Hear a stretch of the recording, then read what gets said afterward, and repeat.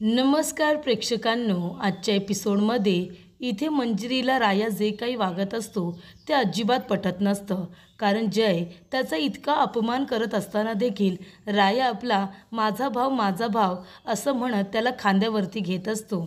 तेव्हा इथे प्रेक्षकांनो, आता जय म्हणत असतो, चला रे ए बैला चल, आता निघायचं नाही का, की मिरवणूक इथेच थांबवायची. तेव्हा राया म्हणतो, नाही नाही निघायचं ना, मी माझ्या भावाला खांद्यावरती घेऊनच त्याच्या पोलीस स्टेशनपर्यंत घेऊन जाणार, जिथे त्याचा सत्कार होणार आहे. तेव्हा इथे प्रेक्षकांनो, राया पुन्हा एकदा गाडीचा जोकड आपल्या खांद्यावरती उचलतो. तेव्हा जय घोरपडे रायाला त्रास देण्यासाठी, त्याचा जीव घेण्यासाठी गाडीमध्ये फक्त स्वतः न बसता अजून काही 4-5 लोकांना आपल्याबरोबर गाडीमध्ये यायला सांगतो, जेणेकरून इथे आता रायाला ती गाडी पुढे ओढताच येणार नाही, कारण वजन जास्त झालेलं असतं. तेव्हा इथे जय म्हणत असतो, काय रे बैला, जमत नाही आहे का तुला? मला असं वाटतंय तू एक काम कर, की तुला आता भावाचं ओझं घेता येत नाही आहे ना, ओढता येत नाही आहे, तेवढे तुझे खांदे सक्षम नाही आहेत. हरलास हे कबूल कर आणि पुन्हा तुझं तोंड मला कधीही दाखवू नकोस. तेव्हा राया म्हणतो, नाही नाही मी ओढतोय ना, गाडी ओढतोय. तरीसुद्धा इथे रायाला काही जमत नसतं. तेव्हा जय म्हणत असतो, की जाऊ दे ना राया, अरे कबूल कर ना तू, की भावाचं ओझं घेण्या इतपत तुझे खांदे सक्षम नाही आहेत म्हणून. हरलास हे कबूल कर. तरीसुद्धा प्रेक्षकांनो, इथे राया म्हणतो, नाही नको उतरू गाडीतून. आणि तेवढ्यातच तिथे मंजिरी येते. मंजिरी आता एका बाजूचं जोकड आपल्या खांद्यावरती घेते. तेव्हा राया म्हणतो, मिस फायर, अगं हे काय करतेस तू? तेव्हा मंजिरी म्हणत असते, की राया, एक सच्चा दोस्त आपल्या एका सच्च्या दोस्तला कधीच हरू देत नाही, आणि मी सुद्धा तेच करते. मी माझ्या दोस्ताला कधीच हरू नाही देणार.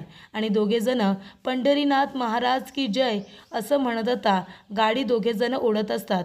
तेव्हा इथे गाडीचं जोकड दोघांनी आपल्या खांद्यावरती घेतलेलं असतं आणि दोघेजण ते गाडीचं जोकड आता ओढत असतात. आणि त्याच्यामध्ये जय घोरपडे बसलेला असतो आणि त्याच्यामध्ये अजून 4-5 जण माणसं हे बसलेले असतात. तेव्हा मंजिरी रायाला मदत करत असते गाडी ओढण्यासाठी. आणि तेव्हा प्रेक्षकांनो, गाडी ओढत घेऊन जात असताना गाडीचं चाक खड्ड्यामध्ये अडकलेलं असतं. आणि इथे आता राया एवढी मेहनत करत असतो, मंजिरी इतकी मेहनत घेत असते, ते गाडीचं चाक आता खड्ड्यातून बाहेर काढण्यासाठी दोघेही जण इथे ताकद लावत असतात. मंजिरी म्हणत असते, की राया थोडी ताकद लाव, हे गाडीचं चाक इथे खड्ड्यामध्ये अडकलेलं आहे, आपल्याला ते काढावं लागणार आहे. तेव्हा इथे मंजिरी आता ताकद लावत असते, पण ते चाक काही निघायला तयार नसतं. तेव्हा जय घोरपडे म्हणत असतो, काय रे, बघितलं ना तुम्ही दोघंजणं, जय खूपच जास्त आता त्यांना त्रास देण्याचा प्रयत्न करत असतो. जय घोरपडे म्हणत असतो, की बघ राया, अरे तुला नाही जमत आहे रे, नाही तुला आता ही गाडी ओढता येत आहे. अरे बैला, दमलास तू दमलास, मग जाऊ दे ना, हार मान्य कर ना. हार मान्य का नाही करत आहेस तू?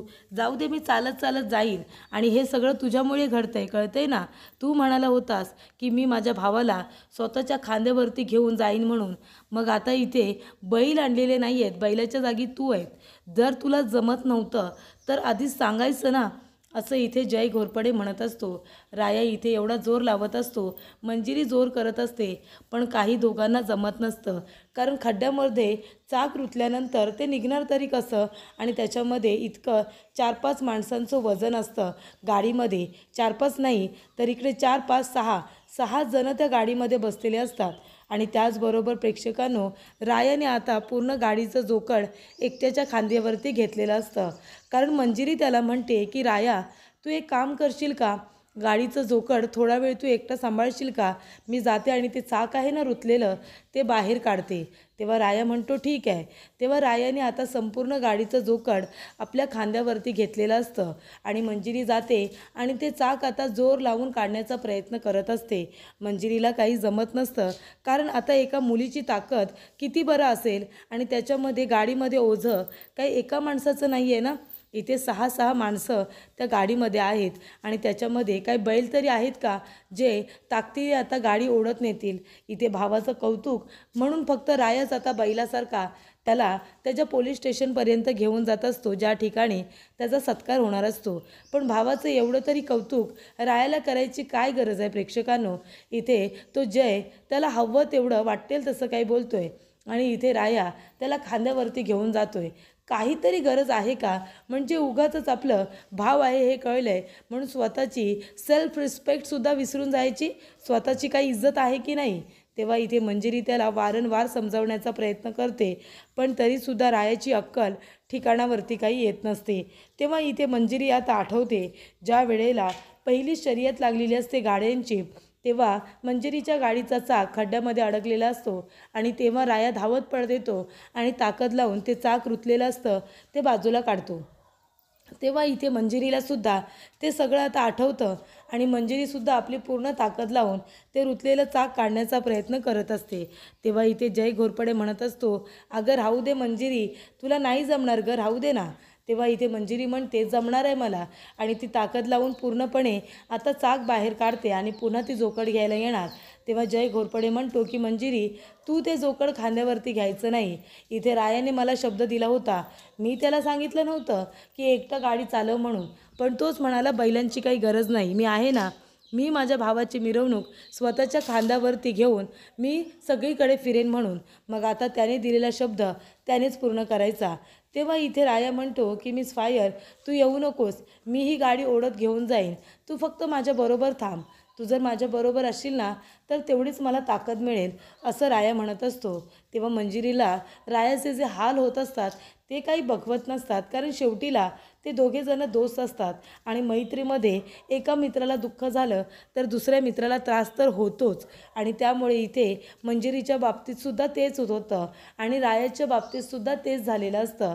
जेव्हा इथे जय घोरपडेने मंजिरीला मारण्याचा प्रयत्न केलेला असतो, तिला इथे विष दिलेलं असतं, तेव्हा मंजिरीची तब्येत जेव्हा बिघडलेली असते तेव्हा इथे रायासुद्धा हळवा होत असतो, तिच्यासाठी रडत असतो. मग आता राया इथे कठीण प्रसंगामध्ये आहे तर मंजिरी त्याच्या पाठीशी खंबीरपणे उभी राहणारच ना, आणि त्याचं दुःख तिला अजिबात बघवत नसतं. तेव्हा इथे आता पोलीस स्टेशनपर्यंत गाडी आणलेली असते, ज्या ठिकाणी त्याचा सत्कार सोहळा ठेवलेला असतो त्या ठिकाणी आता गाडी आलेली असते. तेव्हा इथे जय म्हणतो, उतरा रे उतरा सगळेजण. काय रे बैला, राय तुला जमत नव्हतं तर कशाला हे सगळं करायचं? अरे आता पडलो असतो ना मी. तेव्हा इथे राया म्हणतो, सॉरी भावा सॉरी, माझ्यामुळे तुला त्रास झाला, खरंच सॉरी, पण मी पूर्ण प्रयत्न केला तुला इथपर्यंत सुखरूप आणण्याचा. तेव्हा जय म्हणतो, अरे बघितलंस ना तू, माझं ओझं तू खांद्यावरती घेऊ शकला नाही आहेस. असंच ओझं आहे ना, मी कितीतरी वर्ष माझ्या खांद्यावरती घेऊन जगत होतो. तुझ्यामुळे माझी आई माझ्यापासून दूर झाली आणि हे ओझं मी माझ्या खांद्यावरती घेऊन कितीतरी वर्ष जगतोय, कळलं ना तुला? तेव्हा इथे कशी जिरवली, खूपच जास्त मस्ती आहे ना तुला, मला खांद्यावरती घेऊन यायचं होतं ना, आता कसं वाटलं? तेव्हा इथे राया म्हणतो, हे बघ भावा, तुला त्रास झाला असलं तर सॉरी, पण माझ्या भावाला खांद्यावरती इथपर्यंत घेऊन आलो, मला खूप जास्त बरं वाटलं. तेव्हा इथे जय घोरपडे त्याचा अपमान करत असतो, त्याला वाटेल तसं बोलत असतो आणि इथे राया मात्र त्याचं सगळं बोलणं ऐकून घेत असतं. त्याला खरोखर असं वाटत असतं की मी गुन्हेगार आहे आणि म्हणून तो त्याचं प्रायश्चित्त करतोय असं दाखवण्याचा प्रयत्न करतो. त्याचबरोबर इथे मंजिरी येते. मंजिरी म्हणते, राया अरे कसं आहेस तू, तुला बरं वाटते ना, तुला त्रास तर होत नाही आहे ना? आणि इथे मंजिरी आता आपल्या ओढणीने रायाचा खांदा पुसते, त्याचा चेहरा पुसते, त्याला प्रेमाने इथे आता विचारपूस करत असते. तेव्हा जय घोरपडे बघतो की मंजिरीला रायाची किती काळजी आहे, ती त्याची इतकी काळजी का घेते. तेव्हा जय घोरपडेला इथे आता वाटतं की मंजिरी आणि राया या दोघांची दोस्ती आधी तोडायला हवी. मंजिरी रायाची इतकी काळजी घेताना बघून जय खूपच जास्त जेलस होतो आणि सरळ तिथून निघून जातो. त्याला जलन होते की मंजिरी रायाची इतकी काळजी घेत असते. तेव्हा इथे सत्कार सोहळ्यासाठी रायासुद्धा आता जात असतो, पण रायाला चालतासुद्धा येत नसतं, कारण प्रेक्षकांनो अख्ख्या मिरवणुकीभर मंजिरी इथे रायाला पाणी देण्याचा प्रयत्न करत असते, पण तो जय घोरपडे पाणीसुद्धा देऊ देत नाही. त्यानंतरला इथे जय हा त्याला मुद्दामून पाणी न पिऊ देण्यासाठी सारखा गाडीचं जोकड उचलायला लावत असतो. जेव्हा रुचिता पाणी आणून देते तेव्हा जय घोरपडे मुद्दामून ते पाणी उलटतो आणि म्हणतो की चला चला चला, आता उशीर होतोय चला, तेव्हासुद्धा पाणी पिऊ देत नाही. जेव्हा इथे राया त्या कदमकडे पाणी मागतो तेव्हासुद्धा पाणी पिऊ देत नाही आणि मंजिरी पाणी आणायला जाते तेव्हासुद्धा आता तो मध्ये मध्ये करत असतो. तेव्हा इथे मंजिरी आता जयला म्हणत असते की त्याचा सत्कार आहे ना, त्याला जाऊ दे. तुला त्याचं ओझं खांद्यावरती घ्यायची काही गरज नाही आहे. माणुसकीवरचं भूत तुझ्या मानगुटीवरती बसलं आहे ना. किती तुला समजावून सांगते, तुला कळत नाही का रे राया. तेव्हा इथे आता जय घोरपडे रागानेच आतमध्ये निघून गेलेला असतो आणि इथे रायासुद्धा त्याच्या मागे मागे जात असतो. मंजिरी म्हणते इथेच बसायचं, कुठेही जायचं नाही आहेस तू. तेव्हा इथे मंजिरी म्हणते डिंप्या, आपण एक काम करूया, आपण आहे ना रायाला डॉक्टरकडे घेऊन जाऊया. तेव्हा राया म्हणतो नाही नाही, मी कुठेही येणार नाही आहे. तेव्हा मंजिरी म्हणते बरं ठीक आहे, जा त्याच्यासाठी जरा मलम वगैरे घेऊन ये.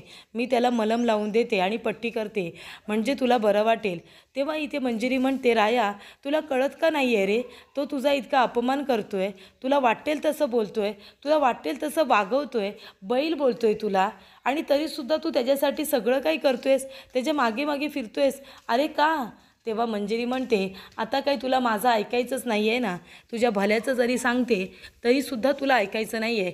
आता काय करायचं आहे, मला खरंच काही कळत नाही आहे. तेव्हा इथे डिंप्याने आता मलम आणलेलं असतं. तेव्हा इथे राया म्हणत असतो की जातो मी, माझ्या भावाचा सत्कार आहे. तेव्हा मंजिरी म्हणते राया, इथे आता शांतपणे बसून राहा, नाहीतर माझ्यापेक्षा वाईट कुणीच नसेल. आणि ती इथे आता म्हणते की मलम तरी लावून घे, किती लागलं आहे तुला. आणि मंजिरी रायाला आपल्या हाताने आता खांद्याला त्याच्या दोन्ही मलम लावून देते. पूर्णपणे लाल लाल झालेलं असतं. तेव्हा इथे मंजिरी त्याच्या दोन्ही खांद्यांना आता इथे मलम लावते. त्याचबरोबर हाताला लागलेलं असतं, हातालासुद्धा मलम लावून देते. तेव्हा राया तिच्याकडे एकटक बघतच असतो. मंजिरी त्याची इतकी काळजी घेते, प्रेमाने त्याला मलम लावते, हे बघून रायाला खूप जास्त छान वाटत असतं. तो तिच्याकडे आता एका नजरेने बघत असतो. तेव्हा मंजिरीसुद्धा किती त्याची काळजी घेते हे बघून रायाला आनंद होतो. मंजिरी म्हणत असते की एवढं सगळं सांगते तुला, तरी आपला चालला आहे भावाचं ओझं घेऊन फिरायला.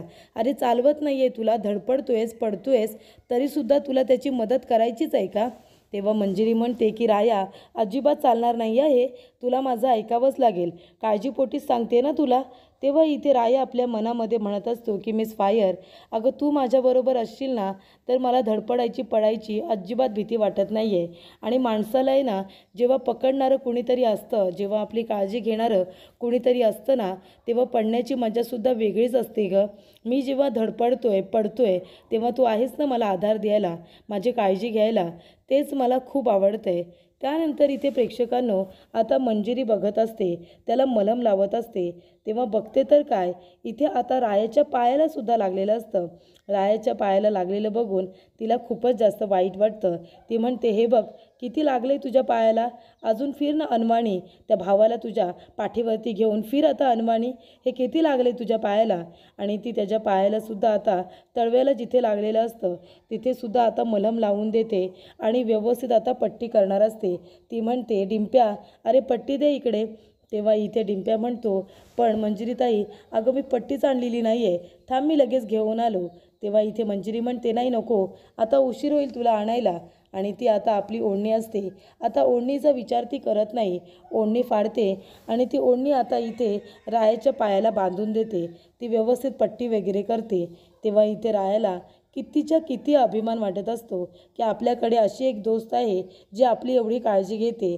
आणि इथे माझ्यासाठी तिच्या डोळ्यामध्ये पाणी आहे हे जेव्हा रायाला कळतं, तेव्हा रायाचा ऊर भरून आलेला असतो, तो इमोशनल झालेला असतो आणि तो रडत असतो. कारण इथे जय घोरपडे म्हणत असतो की मी रस्त्यावरती वाढलो, मला किती काय सहन करावं लागलं, पण इथे रायाला मात्र अजिबात माया मिळालेली नसते. जय घोरपडेला निदान एक चांगलं कुटुंब मिळालेलं असतं, ज्याने त्याला दत्तक घेतलेलं असतं.